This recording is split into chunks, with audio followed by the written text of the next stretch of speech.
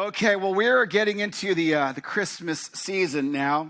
And, I was thinking this week as I was preparing for this message, some of the jobs I had. I wasn't always a pastor. In fact, I didn't always want to be a pastor. I was in college, and my buddy invited me to what I thought was going to be the coolest job ever, really the coolest job ever. You see, he was a bartender at the Newport Beach Marriott and Country Club and Hotel, okay? He was the swimming pool bar. He goes, you got to come. So I go to visit him, and I'm like, this is unbelievable.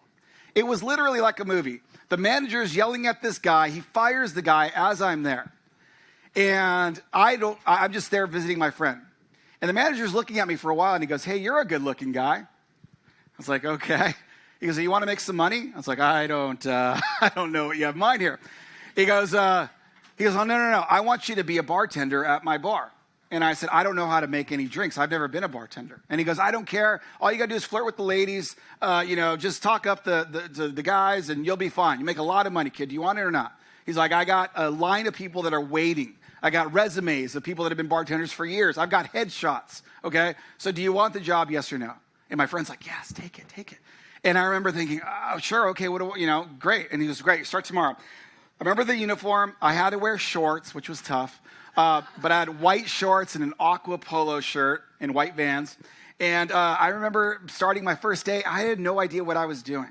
I had no clue. Guys, a lady asked me for a margarita, and I didn't know what was in it. I just didn't. I was like, I've had them before, but I don't know what's in it. And she's like explaining to me what it is. And she's like, that's so cute. You're pretending like you don't know. And I'm like, I really don't know. I had some stories that I cannot tell you in church. I'll tell you after, but they were crazy stories. But I remember the first day I came home, guys. This is in college. The first day I came home, I had $872 from one day of bartending. Back then, it was really a lot of money. Okay. I was like, how in the world did I get this? I don't even know how to make drinks. I'm just sitting here, and I'm having a job now where I get to spend the summer at the beach and just hanging out with a bunch of people, and I'm getting $172. How is this possible? And I think, guys, when I was thinking about this, I was thinking, have you ever had one of those things where like, how in the world did I get here? Like, how did this happen? How did I get to be in this group of people? How did I get to be at this place? Maybe you're on vacation, you're like, how in the world did this all happen? I think we have that attitude, but then when we think about God asks us to do something, have you ever had those moments where you're like, God, how did this happen? I know you asked me to do this, but I don't know how it happened. You guys, the Christmas story is just that. It's literally a young 15-year-old girl going, I think you got the wrong person. This is way beyond what I can do. I'm 15, I'm a virgin, and you want me to give birth to the Messiah. This makes no sense. But that's the Christmas story. It's a story of saying, who, me? Are you sure? Are you sure that you have this right? In Luke 1:26, it says, in the 6th month of Elizabeth's pregnancy, God sent the angel Gabriel to Nazareth, a village in Galilee, to a virgin named Mary. She was engaged to be married to a man named Joseph, a descendant of King David. Gabriel appeared to her and said, greetings, favored woman, the Lord is with you. Confused and disturbed, Mary tried to think what the angel could mean. Don't be afraid, Mary, the angel told her, for you have found favor with God. You will conceive and give birth to a son, and you'll name him Jesus. Now, I think this is a very important part of this message. Clearly, she's scared, okay? If this were a fairy tale or some made-up religion, it would say, and Mary knew, she had a feeling inside that she knew that this was the Messiah. She knew that this was the sign. It doesn't say that. It's recorded as her saying, I'm scared. The angel literally had to tell her to calm down because she was probably panicking. The angel says, he will be very great and will be called the Son of the Most High. The Lord will give him the throne of his ancestor David, and he will reign over Israel forever. His kingdom will never end. And Mary asks the single greatest question in all of human history. Mary asks the angel, but how can this happen? I'm a virgin. I love that it doesn't say, yes, my Lord, I received this bountiful blessing. It's like, I'm a virgin. Now listen, I'm not a health teacher. I'm not a biologist, but I do know that if you're a virgin, you cannot conceive a baby, okay? It's not possible. So she asks the basic question. She didn't say, how could this be? How can I give birth to God's son? She didn't say, this is too big of a thing. She doesn't know what to say. So the first thing she blots out is, I'm a virgin. Now, that's probably the last thing I would be thinking about if God told me that I'm going to do this big thing. But she doesn't know what else to say. She's totally confused and she's scared. Guys, this is God's MO. This is what he does. If you are here, okay, and you are thinking that I'm too insignificant, I don't know the Bible enough, I'm too rough, I have had a crazy past, I have a crazy present, whatever, God's MO is taking people that nobody else expects, and he does the unbelievable with them. You know, it's kind of funny, too, for a lot of Christians that we do this a lot. You ever notice when, like, we look at Mary, we go, Mary, of course you are ready. Of course you're the one. God chose you for a reason. Like, we could say that now, but if God asks us to do something, we're like, you got the wrong person. You ever notice that? Like, when we read the Bible, we're like, God chose you for a reason, Mary. You're amazing. And then God asks you to do something, or God, you got the wrong guy, or got the wrong girl.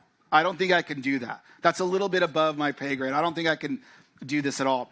The Bible reminds us, though, in 1 Corinthians 1:28, God chose things despised by the world, things counted as nothing at all, and he used them to bring nothing what the world considers important. Now, some of you can look at yourself and you go, well, I'm not that important. I don't really have a good job. I don't make a lot of money. I'm just a regular Joe. I'm just a regular Jane. I don't really have anything that anybody cares to say. When I post something on social media, I only get 2 likes, and they're from me and my brother. So, like, you know, I'm not really an influential person.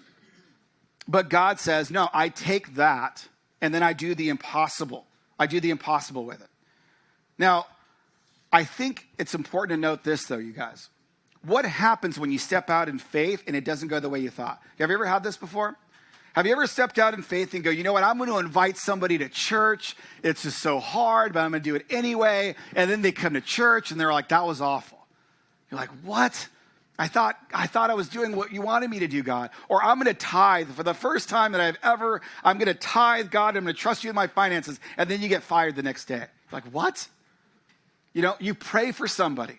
You pray for somebody to get healed. I know this very well. And you go, God, I believe with all my heart, I believe it. And then that person passes. You pray for a relationship to be restored only to end in breakup. And you're thinking, I asked you, I had faith, I did everything you told me to do. I don't understand why this didn't happen right. Guys, I understand what you're saying, and I think that Mary would say, I get it. Because Mary is chosen by God, and this birth was anything but easy. In fact, it was downright horribly difficult. So what happens when you do something good for God and then every experience you have seems to indicate God is not with you? I've totally been there, guys. I feel God's told me to do something. I'm like, okay, I believe you, and then nothing works. It's like, I prayed for this. I'm trying, but nothing worked. I don't understand, God. I've been there for sure. And I'm willing to guess you have too. I did the prayers, I gave my tithe money, I served in the ministry, I've done all this, and still nothing is happening. And so I think either miracles are for other people, or God forgot about me, or something's going on. Mary knows exactly what you are saying. Think about this for a second. Mary is this 15-year-old virgin. An angel says you're going to give birth to the Messiah. Okay, that's a big deal. She thinks if I'm going to give birth to God's child, he's going to give me an easy life. He has to. I mean, this is his kid. What happens? She tells her fiance, he doesn't believe her. In fact, he wants to break up with her. So you've got the love of your life. You've got the love of your life, and he says, I don't want to be with you because you're telling me you're pregnant, and it's God's child. Clearly, you cheated on me. She's probably thinking, thanks a lot, God. This is my love of my life, and you just like, you know, help a sister out here. Come on. God says, okay, I'm going to give him a dream, and Joseph's going to come around. But then Joseph finally comes around and says, okay, great. Now I've got the love of my life back. Surely this is going to be an easy road. It is not. Think about this for a second, guys.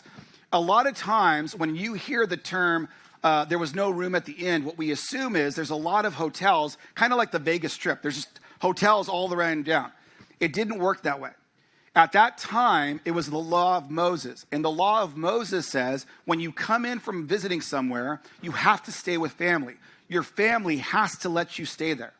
Who's glad we don't abide by the law of Moses anymore? Okay, so you've got these people and you go, okay, I'm going to stay here. This is what I do. I'm going to stay with my family. So the reason that there was no room for them is because Mary most likely was looked at as less than because she was pregnant before she was married. It's not just, yes, it was very crowded because there was a census in Bethlehem from Caesar. He created a census, so everybody already came back. So yes, everything was crowded, but most likely, from everything that I've looked at and from scholars, people didn't want Mary to stay with them because it was embarrassing. You've got a pregnant teenager unmarried. In that culture, that was awful. So if you're Mary, you've got to think, hold on a second. I lose the love of my life, then I get him back, only to not have my family allow me to have my baby there. So I have to now go into a barn to have the Son of God. You have got to be thinking, this is an absolute mistake. God bailed on me. I'm doing a favor for him, aren't I? I mean, I'm like the one ushering in this baby, and now he's gone, and I have nowhere to even have this baby at. I mean, this has got to be very, very difficult for them and for her. So, what does this mean for me? Please remember this, guys. You're not responsible for what other people think of you. You're responsible to do what God's asking of you. I can't be more emphatic at that, guys. If you're going to do something for God, some people are going to sneer and snicker and say, that's crazy. Why are you doing that? It doesn't matter. Did God ask you to do it? Yes or no? And if he did, go do it. Jeremiah 7:23 says, this is what I told them, obey me and I will be your God and you will be my people. Do everything as I say and all will be well. Notice he doesn't say, do as I say and you're going to get every outcome you want. Does not say that. He says, everything's going to be well. You will be made whole. I'm going to take care of you, but you're not going to get all the outcomes you want. Now, I wonder if you genuinely expected to experience joy when you did what God asked you to do, if you start to noticing small signs of it everywhere that you'd miss out on otherwise. Here's the truth, you guys. A lot of us miss out on a lot of things because we bail when it gets hard. Soon as things get hard, we're out. That school got hard, I quit. The job got hard, I quit. Ministry got hard, I quit. That relationship got too hard, I quit. We quit when it gets too hard, but when God's asking you to do something, it's going to get hard. Think about this. You're married, you lose your boyfriend, and your family won't let you have the baby there, and you have to give it in a barn. Anybody else would have quit. She doesn't quit. Starting a church is extraordinarily hard, especially when you got ginormous ones all over the place. I'm not going to quit because I know God's at work. And I love seeing your faces. Every Sunday I'm reminded of how blessed I am that I get to be part of this. Matthew 7:7 says, keep on asking and you'll receive what you ask for. Keep on seeking and you will find, and keep on knocking and the door will be opened to you. Mary does just that. You see, guys, the reason why she was there to usher in the Messiah is because she had been saying yes to a lot of little things all the way through. A lot of times we don't say yes to the little things because we think, well, I'm going to say yes once I know what I'm going to get in return. She doesn't do that. She keeps saying yes to the little things, and then she eventually gets this huge miracle. In Luke 2:19, it says, but Mary kept all these things in her heart and thought about them often. Mary had a really tough life, you guys, a really tough life. Not only is this a difficult time, but this baby would grow up to be our Messiah. He was then crucified, so she had to watch her son being tortured and killed. Very, very, very difficult. But she knew it was for a purpose, and then she was able to see the resurrected Jesus 3 days later. She stored all these things, and what that means is she was telling, when she recounted the story, she recounted even the hard things as, but God was always with me. It's what you tell yourself. If your story is, I have a bad life, nobody loves me, everybody hates me, I have bills, then you're going to get that from life. But if you say, you know what, even in the hardest of times, I knew God was still working on my behalf, it's going to change things, you guys. You see, guys, your level of hope isn't determined by what happens, but by what you tell yourself about what happens. She chooses to see things through the lens of God. Now, that baby does grow up, and he says this in Matthew 13:31. Here's another illustration Jesus used. The kingdom of heaven is like a mustard seed planted in a field. It is the smallest of all seeds, but it becomes the largest of garden plants. It grows into a tree, and birds come and make nests in its branches. Now, think about this for a second. You might have read this verse before, and you might have thought, okay, so what? Mustard seed. So what? Big deal. If you understand what mustard seeds are, they do not grow into trees. They grow into a plant. Mustard seeds do not grow into a tree. You don't see a mustard seed grow into a big tree. It doesn't happen. So, does that mean that Jesus doesn't understand vegetation? He just kind of messed it up? No. What he's saying is, I get it, but the mustard seed is the smallest of seeds, and if you have faith, I could turn it into a giant tree. I could do the impossible. That's what I do. If you have faith in me, the world will say they don't grow into trees, they grow into plants. He says, I say they grow into trees, and I'm God, and I can do what I want. So if you believe me, I will turn that small seed into a tree. But you got to believe me. He's making a point, guys. When you do whatever small thing God is asking you, he empowers it to become something and accomplish something you never could have imagined. Nobody could imagine a mustard seed. God did. Guys, this church is considered a mustard seed if you look at some of the giant churches out there. But I see something different.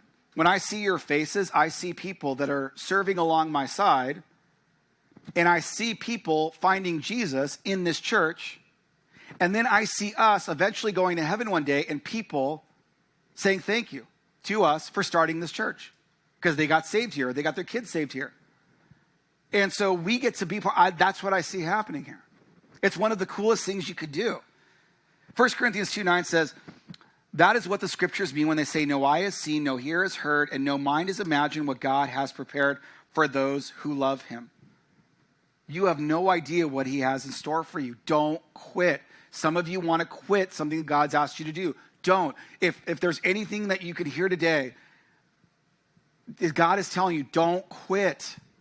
If he puts something on your heart, don't quit. But it's hard. Don't quit. I don't see how this is ever going to work out. Don't quit. Don't do it. He knows what he's doing. I love the fact that God uses the unexpected to do the unbelievable. Like a 15-year-old virgin. Now, Christmas, I love it. I love the traditions. I love the music. I love the movies. I love the treats. I love Christmas. But if I'm being honest, it's a bit of a mixed bag for me. Because Christmas also is a time where it was one of the worst moments of my life. I'm 13, parents get divorced, and if you go through that, you know that not only do your immediate family, but it affects outer family as well. So my parents are going through this situation, and I remember we had no money. My mom had spent all the money on my dad to buy him out of the business that they were in. So we had no money for presents or anything. All of our traditions had blown up.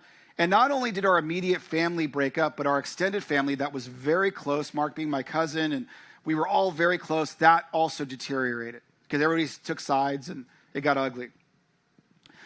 So I begged my mom, come to Christmas, please, come to Christmas. It was tradition that we always went to Christmas Eve with my family.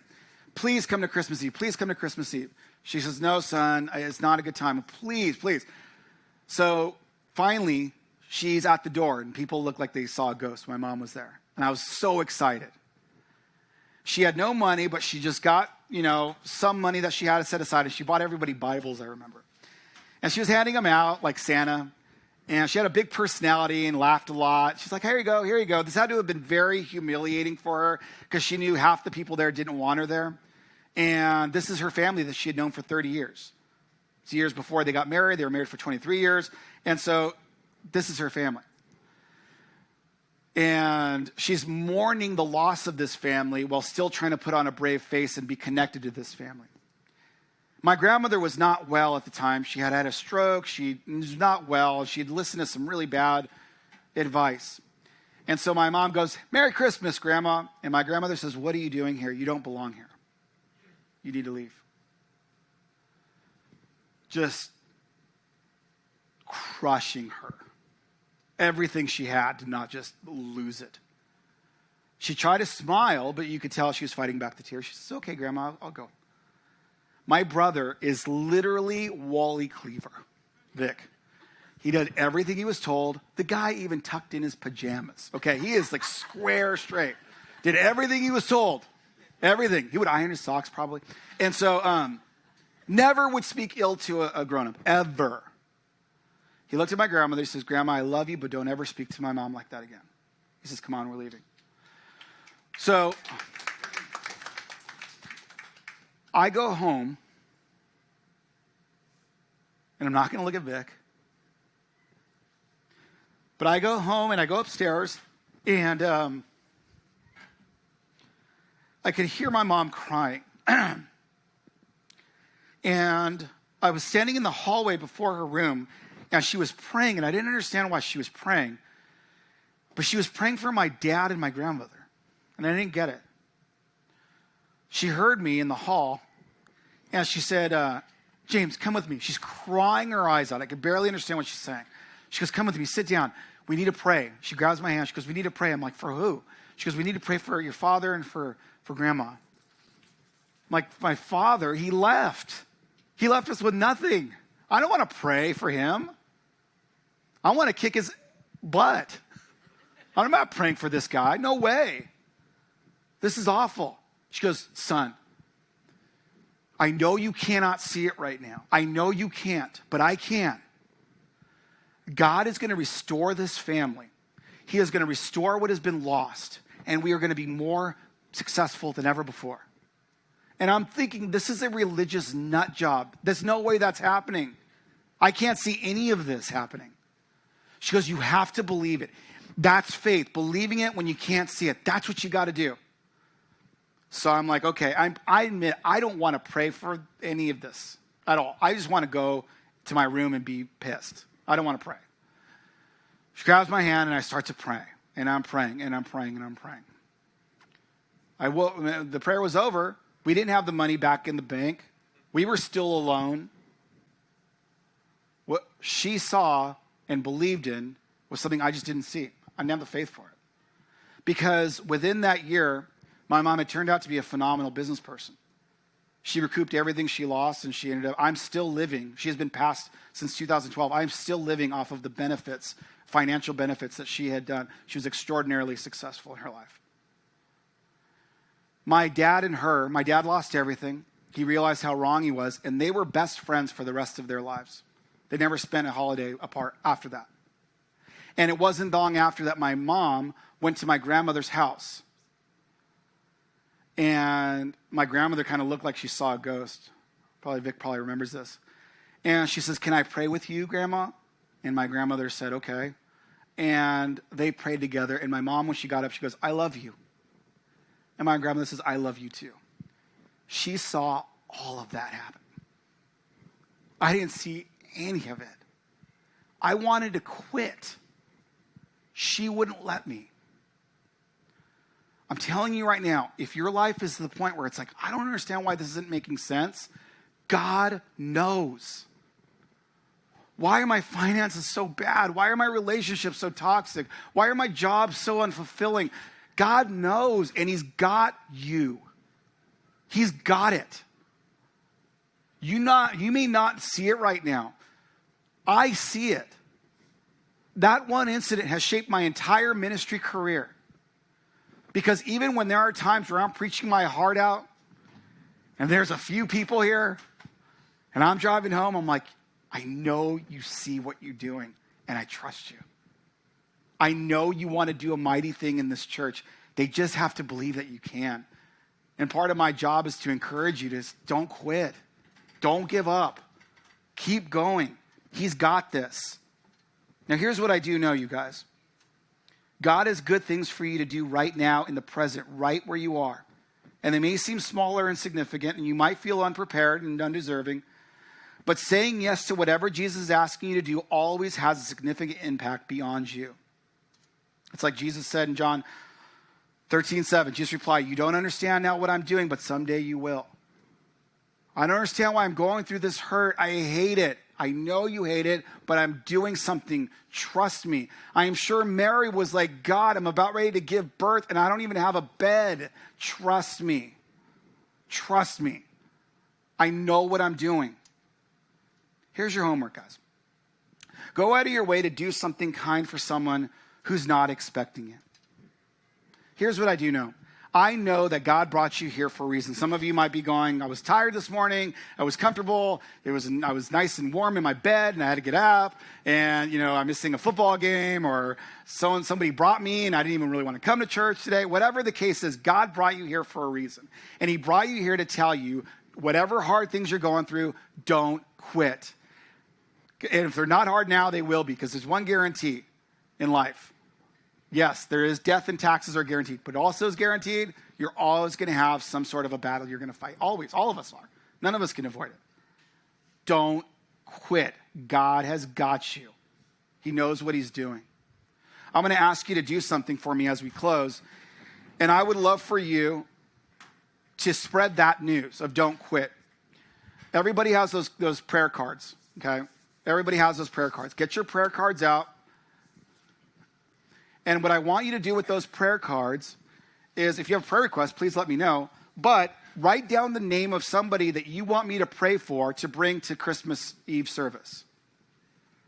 Because that's the Christmas story, you guys. In a nutshell, that's what it is. God taking somebody that nobody else thought anything of and doing something miraculous. And he wants to do that not only in your lives, but in the lives of people that you know. Well, Pastor, you don't want my friend there. That person's parties every day and they're drunk all the time. Great, bring them in. That person doesn't believe. That person says they hate church and they can't stand Jesus. Terrific, bring them in.